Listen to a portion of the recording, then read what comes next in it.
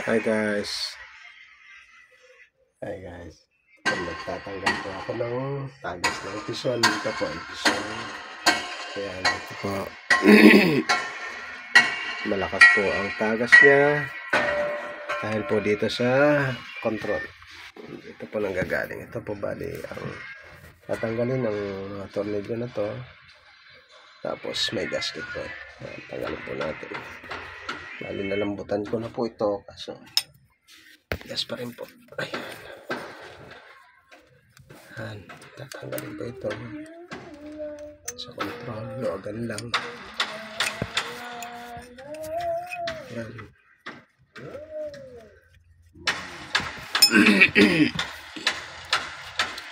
Yan po ang control. Ito po yung vibration. Ito po yung main pump. Tapos ito yung travel pump. Bali tatlo po siyang pump niyan. Ito yung sa main control, main vibration pump, and steering, at saka ito pong inaapakan ko ang drive sa main drive niya. Ayun, travel. So ito po yung may problema. Bali may tagas po ito. Kaya magre-repair po tayo ng control ng vibration para hindi na nagsasayang ng hydraulic. Ayan po. Naalagan lang lahat ng mga tornilyo. Ayan. Ayan po. Ayan. Pwede lang kamayin. Ayan. Tanggalin nyo lang po yung ganyan. Ayan. Ayan, maluwag na yan. Ayan.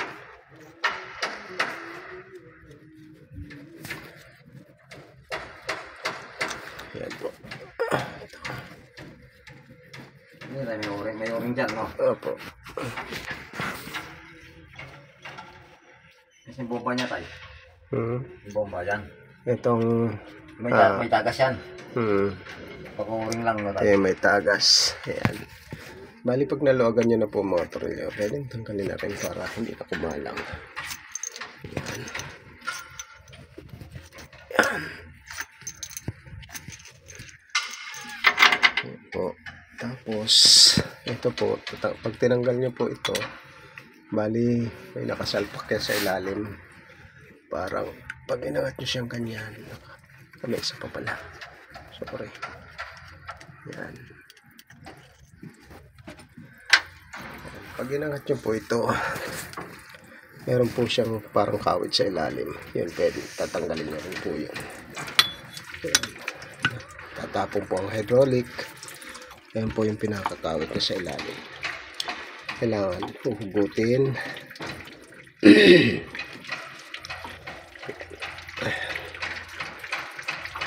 Ayan. Op.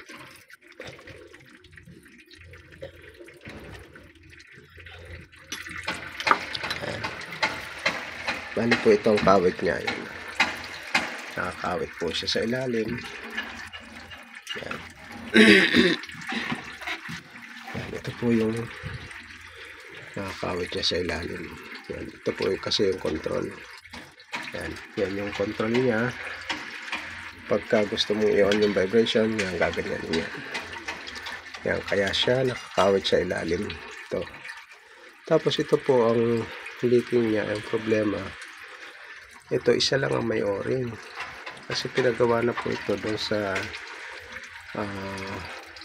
batching plant dati. So mga Chinese ang gumawa. Ito po ang o-ring. Plat na, dapan-dapa na siya. So wala na siyang seal. Ayan, ito po yung pinanggalingan. Opo, diyan po siya naglilik. Tapos ito po may gasket siya. Ayan, may gasket. Ayan, gasket niya hanggang doon paikot. Pwede rin siyang palitan. Kasi dahil malutong na po. Ayan, napupunit na. Ayan. Tapos mga o-ring. Yan po. Yan. Yan. Pagka nalagyan na po ng o-ring to, tatlo, at naglagyan ng gasket, yan na po siya. Sealed na po ulit. Yan. Salamat po. Sana may konting natutunan po kayo. Ito po kasi ang control niya. Ayan. Salamat po mga kapatid. Like, paki-like naman po at saka